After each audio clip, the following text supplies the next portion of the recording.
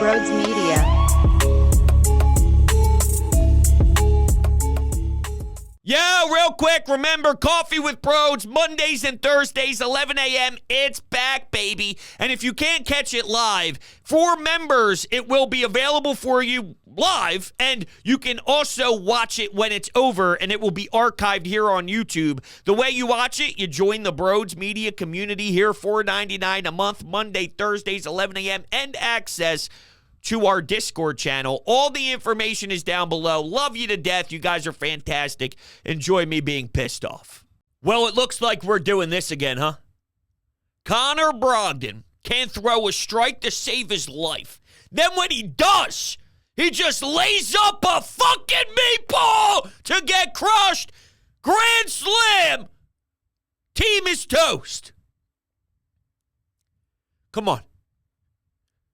I was told that this team would be coming out of the gates firing. Yet I just heard Rob Thompson say 5 seconds ago that Gregory Soto was not available to pitch because he threw one pitch yesterday. So they were desperate as hell, and their only two options were Connor Brogdon and Nick Nelson. You deserve this outcome. Now, I'm with everybody else in regards to the offense. Alec Boehm delivers in the first inning, knocks in a couple of runs, and that dude is always there for you. Whenever you need him, when there's runners in scoring position, Alec Boehm is a damn machine, and I have so much faith. I would put my life on the line with Alec Boehm with runners in scoring position. That's how confident I am in him. And it sucks that your offense went completely silent after that, because Christopher Sanchez deserved way better from his teammates than what he got. I mean, that dude was unreal today. He was getting swings and misses left and right when the changeup got active. And keep in mind, he had to battle through a little bit of tough times. An India triple to start the game off. And, of course, Brandon Marsh guns him out at home. I don't care how he got to third. Brandon Marsh guns him out at home. You also see Brandon Marsh go lefty-lefty, and you also see Brandon Marsh snag a bag. So stop with this Rojas nonsense, who gets picked off over at second base when he pinch runs in the 8th inning for Kyle Schwarber. It's just totally unacceptable. This guy can't do anything. What does he do well? And what does he do that Brandon Marsh can't do? I mean, I'm just telling you, Brandon Marsh is a way better baseball player. Let's not be stupid here. But it seems like since the start of the season, all we have seen has been stupid decisions. Rob Thompson has not managed very well in that first series against Atlanta. A lot of boneheaded mistakes, and I'm not just talking about a lineup. I'm talking about in-game feel, letting Matt Strahm pitch to Duvall instead of going to Hoffman. I mean, the list goes on and on with stupidity, but, you know, that's why they're 1-3 now. Yeah, they're 1-3 in their first 4 games. Good thing they got off to a nice hot start to the season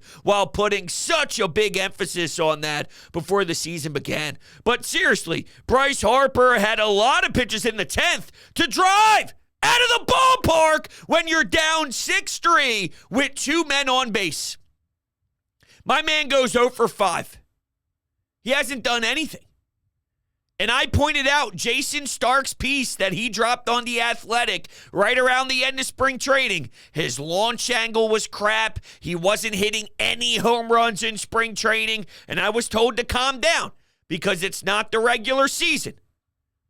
And I did sort of give him that type of opportunity to prove to me that it's just spring training. Is it timing? Is it the back? Is it a combination of both? Is he super sore now for flying over the railing full speed game 2? and then having an off-day game 3. Well, his timing's not right, yet he has to take off because he has a stiff back, and then he's flying nonchalantly without focusing on the long-term goal and just going balls to the wall. You just can't do that. You got to be smarter with your body at this time of your career, especially when it's game 2. If your timing's off and you're doing stupid things with your body, which is now causing you to not play a game on Sunday against the Braves, I mean, you got to be smarter. It just is what it is. But yeah, this team played awful on the bases. Bryson Stott earns a walk. You're excited about it. Lead off walk. Nope. He ends up getting picked off over at first base. He gets tagged out at second. You don't win baseball games like that. No. You become a 100-loss team playing that dumb. Now, they're not a 100-loss team, but those are the type of details that not smart teams seem to have trouble with. I just thought that there was something drilled into this roster prior to the season beginning about how this would be different. I'm seeing a very quiet offense. How about Nick Castellanos in the 6th? Couple pitches he should never be swinging at, and then he stares at one at the bottom half of the strike zone to go down looking when JT Realmuto is in scoring position. It'd be nice if he could deliver once. I'm just saying. Trey's been nice. Bohm's been nice. Kyle Schwarber has been smoking some singles, and not only that, he's actually been producing on the bases too. You don't get 2 RBI off Bohm's hit if Kyle Schwarber doesn't tag up, and then Trey Turner takes off and takes second. Now you have 2 runners in scoring position, which is way different. So when Bohm pokes it to the right side, you score 2 runs. This isn't the first time I'm highlighting Kyle Schwarber running around. So for all the fools that thought that Mars shouldn't go lefty-lefty because Rojas is some king, shame on you. And for all the fools that thought that Kyle Schwarber is too fat and he just blocks the bases, so Trey Turner can't do anything. Wrong again. Wrong again. You can't just score 2 runs, though, and then go poof into the night. Evaporate for the rest of the game until the 10th inning when you're in extra innings. And seriously, it is a shame because I wanted to point out how awesome Christopher Sanchez is. But now it's sort of just talked about in passing. He was battling out of traffic. It was awesome. And then he just straight up settled in. So the first 2 innings, guys were getting on, and he was having a rougher time. But once he locked in, it was consecutive batters. They couldn't even touch the baseball. It was great. It was so good. Creating swings and misses, utilizing versatility with his pitch sequence. Ew. Ew. If you get that out of Christopher Sanchez as your number 4, fucking fire me up, baby. The problem is I don't trust this bullpen. And I said that there's been some stupidity from the Phillies. It's not just managerial. It's not just decision-making in the batter's box, but also Dave Dombrowski putting Connor Brogdon in a position here when he shouldn't make the team. He did nothing to deserve making this team at all. Yet because they're worried about his options, what are you worried about? The kid can't find the strike zone. Ball after ball after ball. And this was a night where there were 2 games on. You had your Phillies, you had your Flyers. And of course, there was the women's college NCAA tournament. It was very hectic.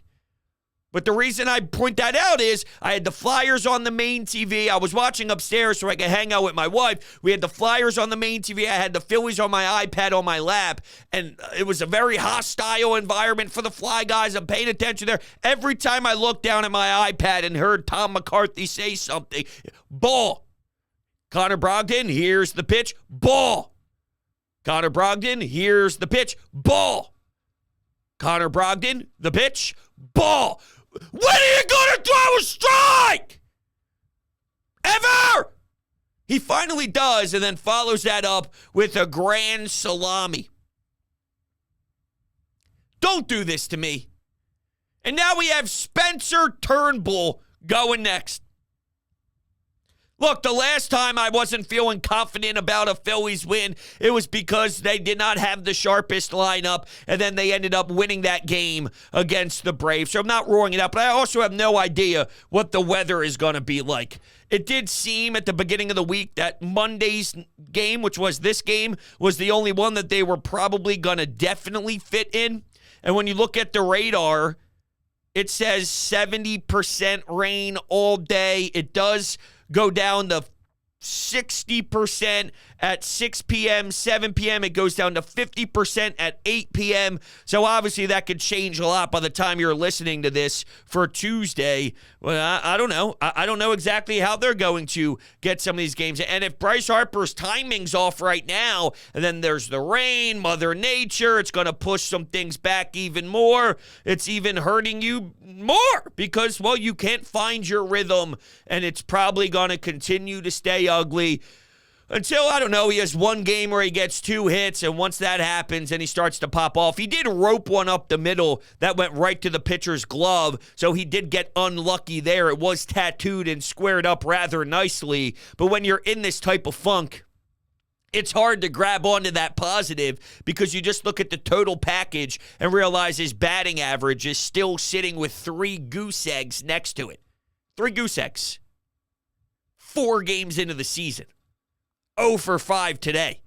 So what I don't like to do is say that this isn't on Brogdon at all and it's only on the offense. Now, the offense played a part in this, but you can't just say this game's on the because then that means Connor Brogdon isn't held accountable. I do have to say you can't allow a grand slam there, and you have to throw strikes. And he may not be very good, but I have seen him throw strikes before, so the standard is get it over the plate. I've seen you do it before, so unfortunately for you, I have to hold you to that standard. You're letting Connor Brogdon off free by just blaming the offense. The offense wasn't good enough. 2 runs, probably not going to win you many games. I know they technically scored 3, but I'm not talking about that late little push that was basically irrelevant. 2 runs, probably not going to win you many baseball games. I acknowledge that, but I still don't want to see it. Give me a chance. Okay, let's say the runner from second scores, the ghost runner, then it's 3-2 in the bottom of the 10th, and then you have your chance there to either tie it up or lose. That's what I needed Connor Brogdon to do. All right, even if it's just one dinky little run and it's 3-2, you got to keep us in fighter's chance mode. You can't have that happen. And then now Nick Nelson warms up. Nick Nelson throws a pitch. So I don't know if he's going to be available anytime. I don't know when any of these guys are going to be available soon. Once again, the game's off and the rain delays and the postponements that I'm projecting might help them out a bit. But now look what Connor Brogdon did. Now he forced Nick Nelson to have to go, which if they do play games now, Nick Nelson might not be available after one more out. Oh, the whole thing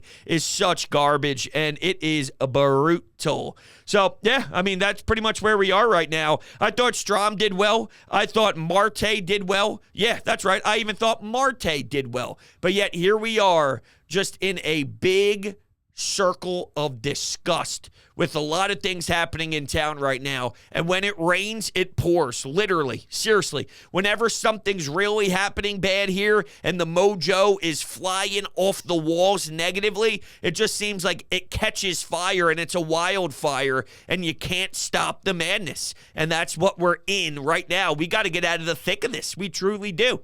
All right, let's run through some anytime hotline calls. Fans not happy. Let's hear from you. Hey, Broads. I'm calling in. First time. Listen here, man. I'm watching the damn Phillies game, and Connor Brogdon sucks!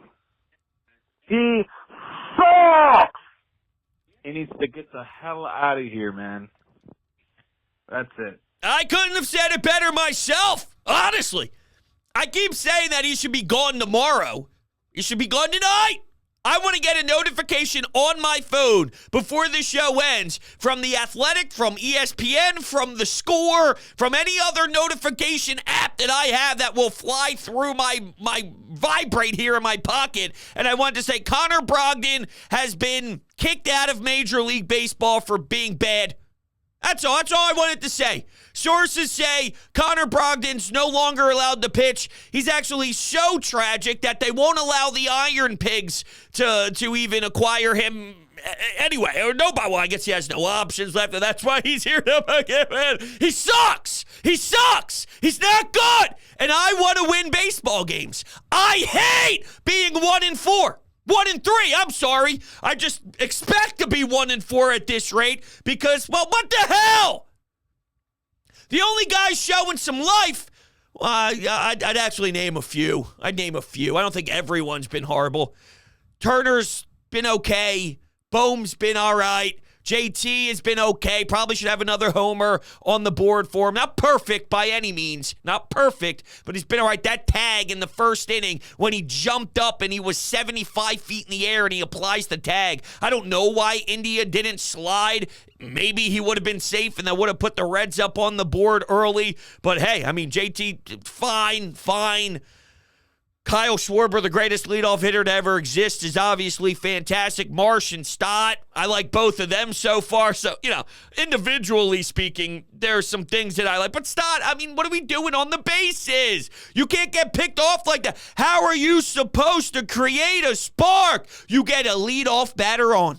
There's nothing more dramatic for the other team late in a ball game. 7th, 8th, 9th inning. You're on the road. You got to deal with the hostile environment. You put a leadoff guy on like Bryce Stott, who is very active on the bases, who can apply pressure just from being there, even if he's not going to go. And he takes a nice, comfortable lead for his liking. Now the pitcher in the back of his mind is thinking about it. They also were dealing with, there was a pitch violation, and the Reds were getting mad and angry, maybe getting them out of their comfort zone. They're focusing on little things and getting mad at the blue behind the plate. Take advantage. You know what they do instead? Run themselves out of the inning.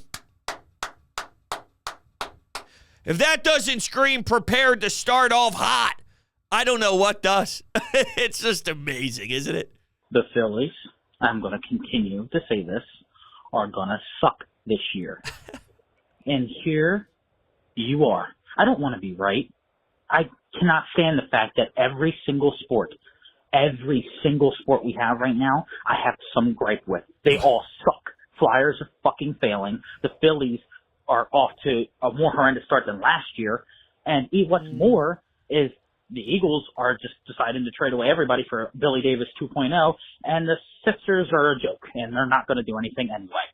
So great, thanks Phillies I was really looking forward to this, but between your bullpen and 2 runs is not enough against the Cincinnati Reds. I'm sorry. This team is a joke.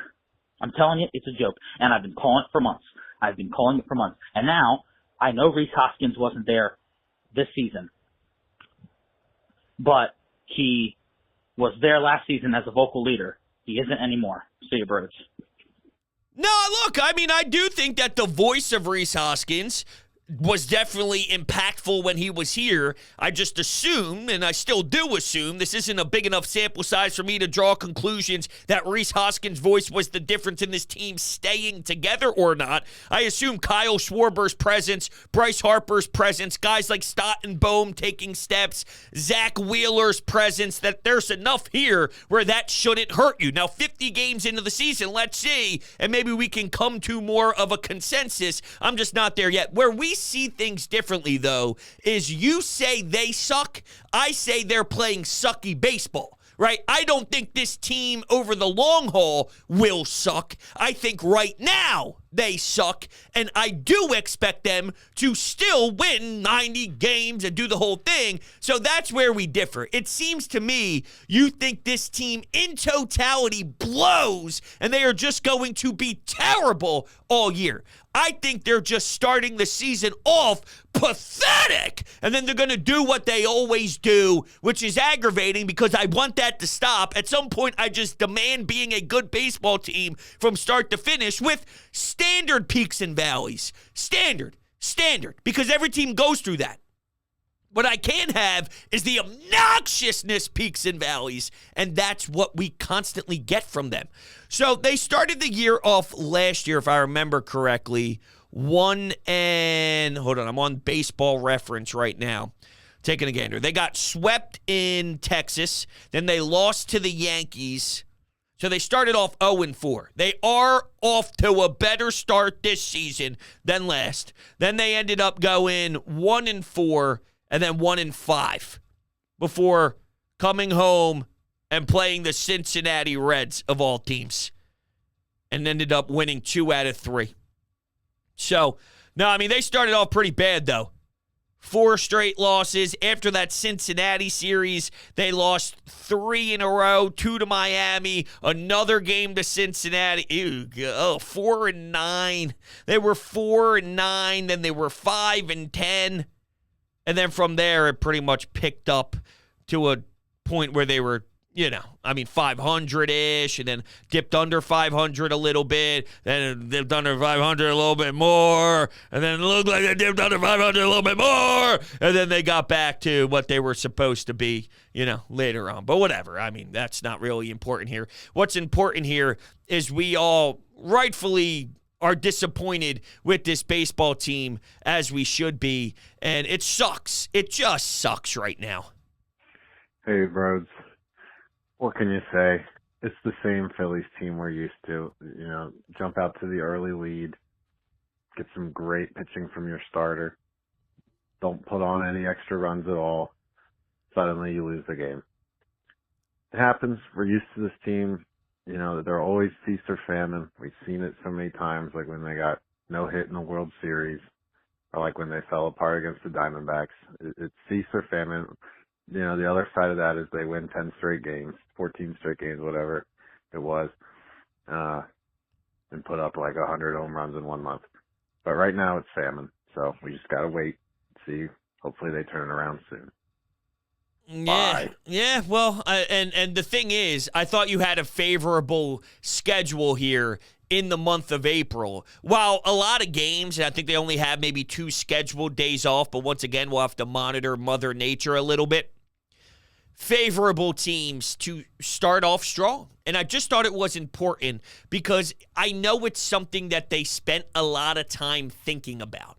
So I don't know if they're putting too much pressure on themselves, and now it is so intense, and they need to start off so hot. Now they feel that the pressure is even heavier, and they're holding the bat super tight because they didn't want to be in this position, and now they're realizing that they're here, so they're pressing even more. I don't know, but it irks me that the president of baseball operations, the manager, and multiple star players on this team got in front of microphones, did a ton of different press conferences or radio hits, and they really discussed the importance of, not starting off significantly under 500, having to rally, putting themselves in a great position to compete for the NL East, yet the Braves just absolutely mollywopped the Chicago White Sox today. I know, because I bet it nice and heavily with my DraftKings app and my parlay between them and the Cubs. I was cashing out a little bit, you know what I'm saying? And the Braves just handle their business.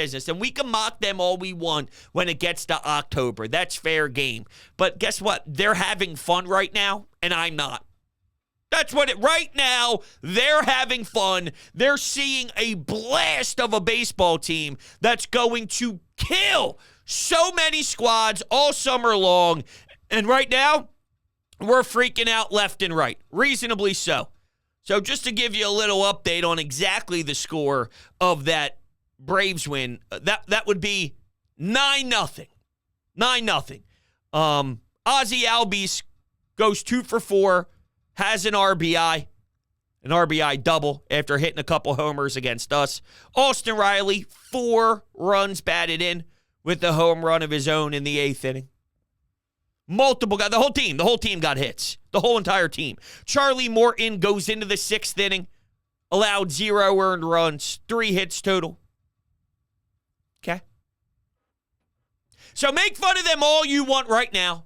And I get it. That's what rivalries are all about. It is nice to know that there is some sense of rivalry. We hate their fans hate us. Their manager is speaking garbage. It's a lot of fun to know that there's hostility still between both parties. That's the beauty of sports. But until we get to October, if this is how I feel for the next 3 or 4 months, I'm like, I'm not going to waste my time rubbing it. Oh, October, we're going to come get you. I've been fucking miserable for 3 months. I'm going to worry about not being miserable for the next 3 months. I'll hold on to that for later times. But I'm just saying. I'm just saying. And by the way, you know what's very loser of the Phillies, since we're on the topic of us being annoying? You know what annoys the hell out of me? What are we now waving up there with the flags? What is that? Powder blue? We got a blue flag waving now? For what? For what? Somebody tell me what that's for. In the comments down below, let me know why we have some sort of blue flag waving all around town out in center field at Citizens Bank Park, because, that is a loser thing to do. I'm just saying. Absolute loser thing to do. Let's take another one. Well, Rhodes, right from Syracuse. I don't know where to start. I don't know if it was Harper being 0 for 5, striking out with a chance to tie it at the end. I don't know if it was Casty going over. You know what I think it is? I think it's the terrible bullpen. The awful, awful bullpen we have. Why in the world would Rob pull out Christopher Sanchez? And then why in the world do you pinch run for Schwarber in a tie ball game? Well, for Rojas, and then leave him in to bat in extra innings? Well, I can't. I don't even have words for how pitiful that was. We had to try and lose that one. We did it in an epic fashion.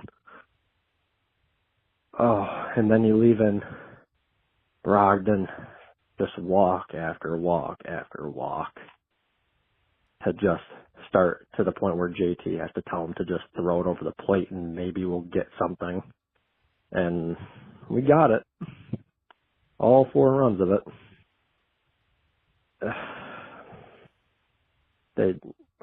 I don't even know what we need right now. Well, we just got to get some balls. We got to get some stones. That's what we need. I don't mind pinch running for Kyle Schwarber. As much as I've been praising his excellence around the bases, I don't mind it that much because, putting that type of speed late in a ball game, you're going for it there. I don't mind the mentality of let's go for it. Let's go for a win here. You should be able to do so. What can happen is Rojas getting picked off. That can happen. That's an issue. Utilizing Hoffman out of your pen first, that'll never bother me either because that is a great arm. It's a great, fantastic arm. You go to Hoffman. Hoffman's been so good. He's great. He's great. So going to a great reliever doesn't irritate me as much. Christopher Sanchez was battling throughout the day, but I do agree with you that if you're seriously going to put Rojas in, you can't in the 10th inning. I thought we learned something from last year. What we can't do, Rob, is put the game on the line with him at the plate. That's where it's extremely unacceptable. And you even stated in a press conference after the series was over, or it was an interview after the season. I think it was actually with Howard Eskin, if I remember correctly. Or maybe that one wasn't. I apologize. I don't know, so don't quote me on that. I forget exactly where it was mentioned. But he goes, if there was one that I would go back on, it's, Rojas and letting him bat. You can't let him bat when the game's on the line. You can't let him bat ever, actually. If I'm being honest, you can't ever allow him to bat. But specifically in a game where it's the 10th inning and it's all or nothing with him, you will fail. I promise you, you will fail. Stop doing it. Stop doing it. So 6-3. Sanchez was yanked after 5 innings, 85 pitches. He went into that 6th inning a little bit. But keep in mind, when he did get pulled, and it was the 6th, he walked the leadoff batter, and then there was a double right after that. And he was playing with fire in previous innings. You can only play with fire so much before it might come back to bite you. So that's not egregious to me. Going to Hoffman, who is very reliable, even though things obviously did go in the favor of the Reds at that time. He's not perfect, but he's a reliable arm. I'm okay with that. I'm even okay with getting Schwarber out of there and putting Rojas in at this juncture. I'm not saying every single time he does that I'll like it, but in this individual specific circumstance, once again, not like the most egregious thing in the world. You're trying to put extra speed on the bases, a single, put it in play, get a single, and Rojas' speed. All right, let's see if we can benefit from the only thing he brings, which is his legs. Let's see. But I also wonder, just to play the other side and maybe actually agree with the caller here, is if you didn't force feed Rojas on this roster, then maybe we don't have to do that. Maybe you're just trying to justify it so damn much that you're force-feeding it in when if you just let things play out accordingly, he's not in the game in the 10th inning and then the 10th ends differently? I mean, you're asking for a lot there, though. But there's no doubt in my mind that they put him in way too much just in general that, yes, they force-feed him in the lineup all the damn time. That's real. So that part of the argument is real. Would the 10th have changed significantly? Probably not, because that's a very hard ask, right? It's a lot to ask for, but I promise you they force feed him in here. That's definitely happening. All right, whatever. We'll see what the hell happens in the next couple of days. Love you guys. Talk to y'all on the next one.